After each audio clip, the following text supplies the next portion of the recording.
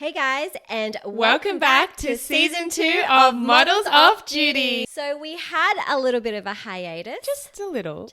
Or maybe a bit more than that, but. But we're back. And so, Kim, what did you do over the break? Over the break? It sounds like we've been on school holidays or something. On the break, what's been new with me? Well, for those who don't know, in October, I was crowned Miss Global Australia, which is insane. It's been a dream. So coming up in the next few months, I'll be going overseas to represent Australia at Miss Global International. On a world stage. On the global stage, actually. Global stage. So that's just kind of what I've been focusing on. I was doing a lot of prep and training and just really having a really strong mindset and need to lock it in because it will be my last pageant. Last. How many have Final. we done now? This will be, I think, the 9th one. Ninth or maybe I should do one more because then it'll be even up to 10. Number? No, that's it, guys. No last more, one. no Last more. one. What's been happening with you? Going to the gym a lot. I went to the beach a lot during the break. Got a tanner than I usually am. Yeah.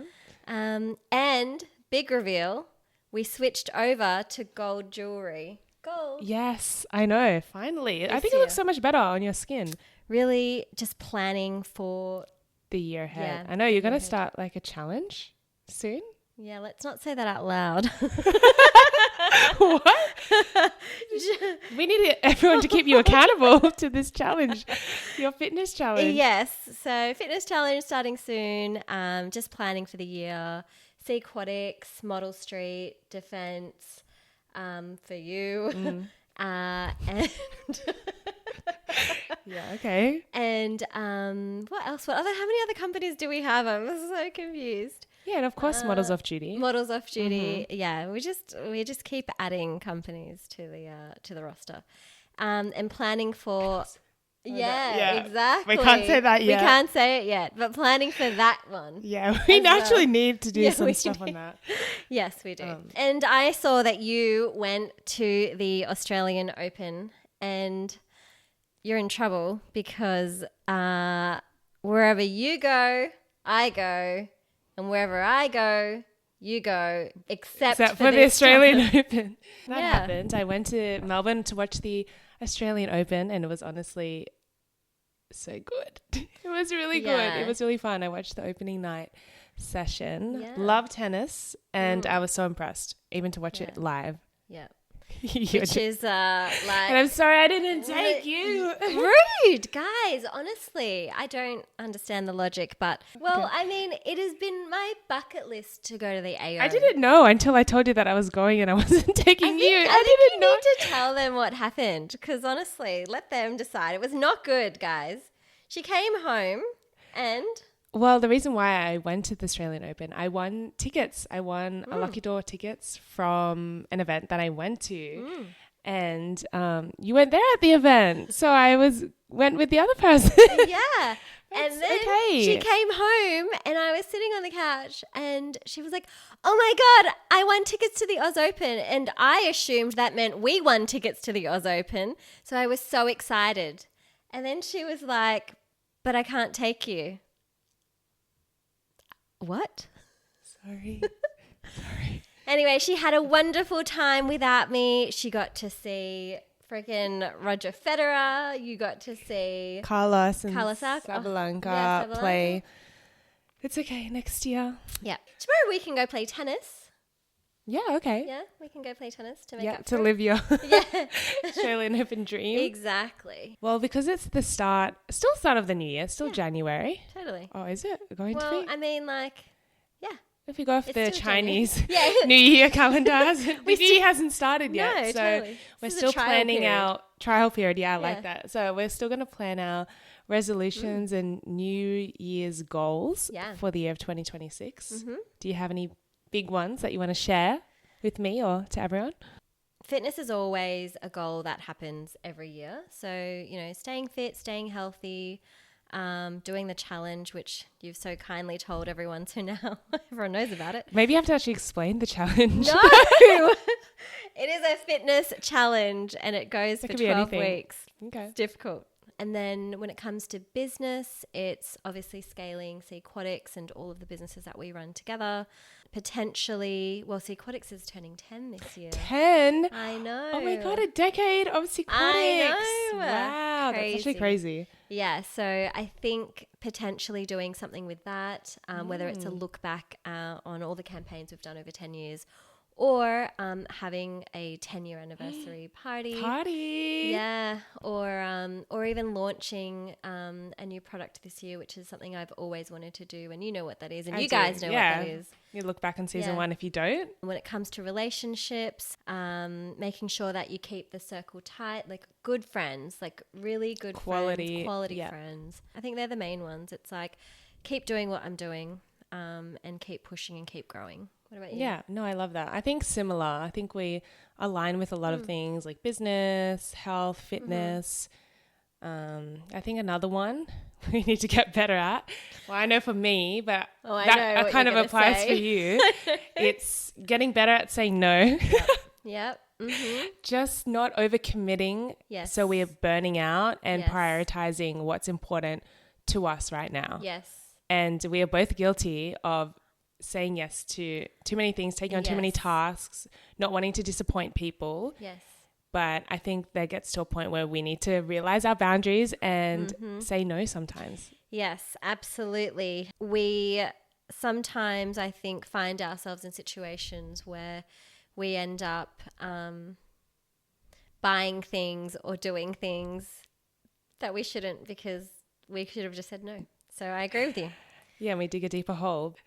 Yes, no, that's a good one. I think, absolutely. I think from a personal growth perspective, it's like really drawing the line, and whether that is with influencer work, modeling work, collaborating with people, or just in our personal lives, and protecting our boundaries, whether that's with friendships or, romantic relationships. Yes. Yeah. Oh, actually, you know how we watched The Housemaid the other week? That actually reminds me.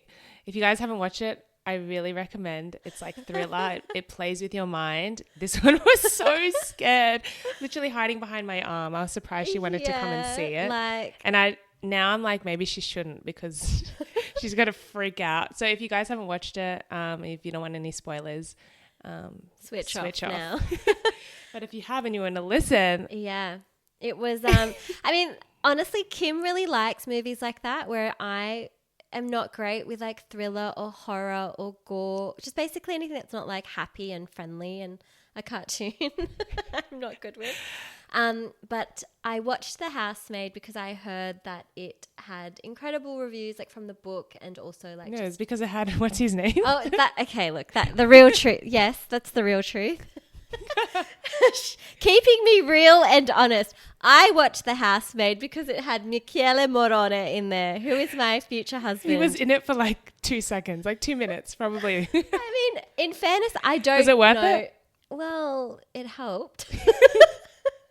But yeah, that is true. I mean, I love Michele Morone, but I don't know why they cast him in it, because his role probably also could have done like without it. Like they could have done the movie without him in it, but I guess it obviously is nicer to look at with him in it. Well, it got an extra ticket sale. Got her to come along. Oh, there you go. Exactly. Well done. Well played. Bravo. Bravissimo, Michele Morone.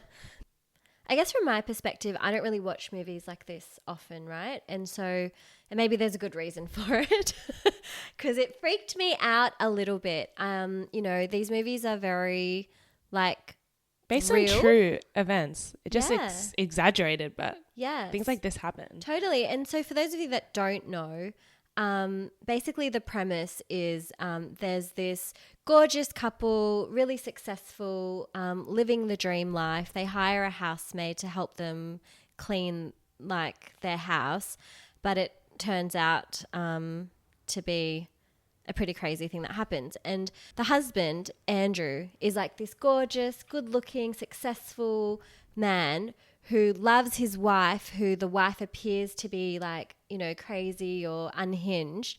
And in reality, spoiler alert, this is where the spoilers are going to come in. It's the guy. That's actually the crazy, psycho controlling man. But to everyone else on the outside, he's like, as you said, this perfect gentleman, so kind, so protecting, would do anything for his family. Yeah. And what's interesting about this is that, and we were talking about this the other day, that gorgeous looking guy, successful, rich, is very controlling. It's similar to movies like 50 Shades of Grey, where you've got Christian Grey, this gorgeous young billionaire. It's similar to 365, which Michele Morrone is in. Main lead star. The movie is questionable, but good to look at. Again, where he's this successful, gorgeous guy that's quite controlling. And the way that society sees these things typically is if you're a gorgeous, successful looking person, you get away with more. You get away with more. So I was saying to you the other day, when we were talking about 365, the plot is basically this gorgeous Italian billionaire, kidnaps, I suppose, this woman and says, you have 365 days to fall in love with me. And I was saying to Kim, what is wrong with that? What is wrong? I don't see the problem. He's gorgeous. He's Italian. He's a billionaire. He wants to keep me captive and control you with every move you do, the way you dress, the way you look, the way you eat. But taking me to like Gucci and Prada and Dior, because apparently... I mean, if you want that life, like, go for it. But I know you're going to maybe like that and then be like, actually, no, I still want have autonomy over my own body and my own self. But in a way, like, those movies kind of romanticize or... they romanticize that, good looking, gorgeous guys can get away with things like that. So if they're not good looking, you think they wouldn't get away with it? I think the reality is, if a gorgeous, good looking guy, I think the red flags are slower to be picked up, I think. Right? So gorgeous guy, good looking, successful, rich billionaire is, wants to attract your attention, with undertones of being really controlling. I feel like that's less, you notice those red flags less, because like when you listen to all of or read all the feedback about 365 Days or 50 Shades of Grey or even Twilight, which is also very similar, everyone's like, oh, that's so romantic, and I wish Michele Morrone captivated me in his $1 billion house and kept me captive and wanted me to fall in love with him. What does that say about you? But if it was like a guy that was less attractive, not fit, and was trying to hold you captive and force you to dress and do and say things, I think people would take it like as creepy or sleazy or like weird, right? So it's like society's perception. Yeah, no, it is. And it goes into why like people really shouldn't just like base everything on what they see physically, what they see on the outside, because it's like behind closed doors in these like situations like that, like it's not so pretty, it's very ugly, and it gets hidden because of just what's on the outside and what society perceives as what they think is good. Yeah, and I think The Housemaid did that well, where like all the friends were like saying, oh, he's so gorgeous and he's like the perfect husband. He's a saint. Yeah, he's a saint. When behind closed doors, he was actually psychotic, like crazy, which is what we were saying. It is so scary. You don't know someone. Like you really don't. You really don't. And how long into like being with them and marrying them that do you see these things come out? Or you can get trapped.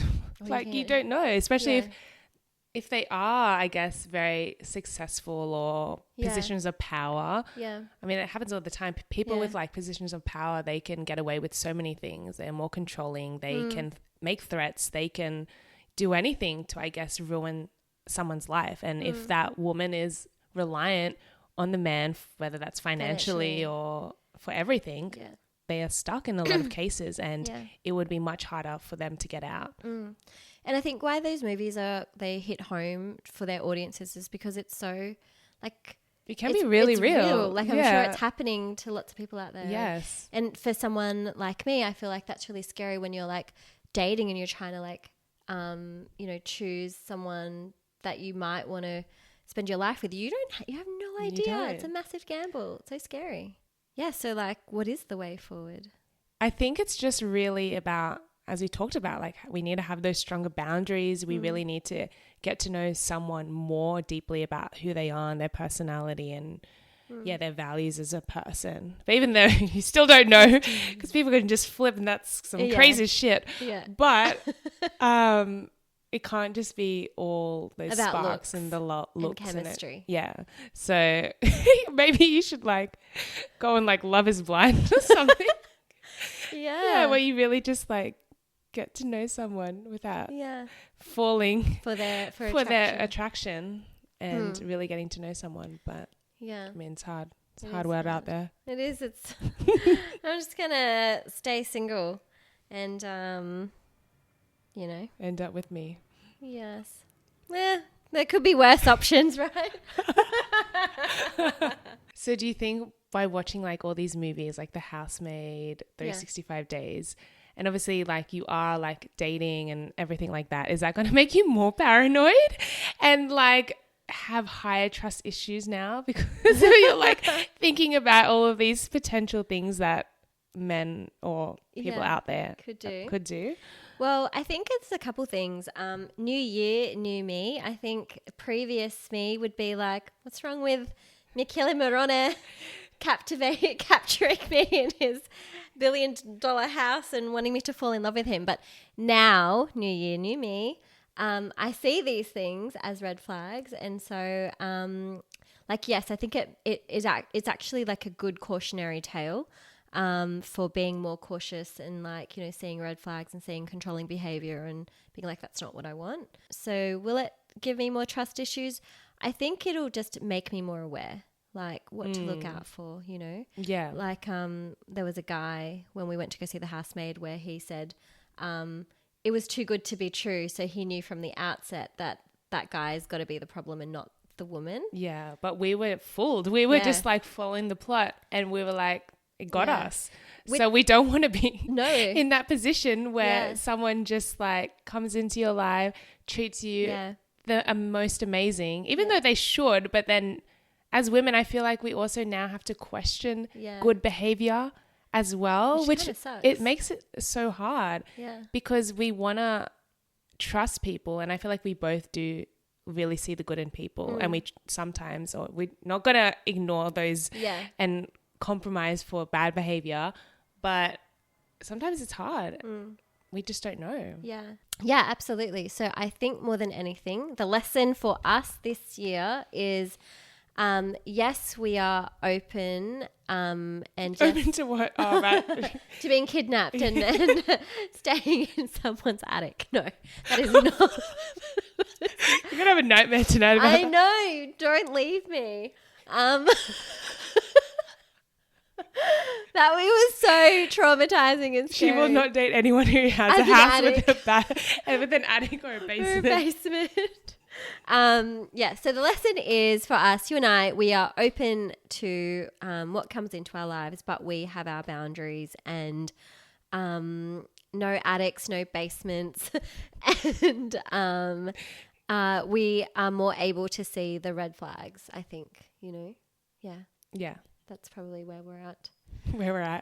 We'll get back to you next season. If we learnt our lesson. Well, guys, let us know if there's anything else you want to hear from us this season.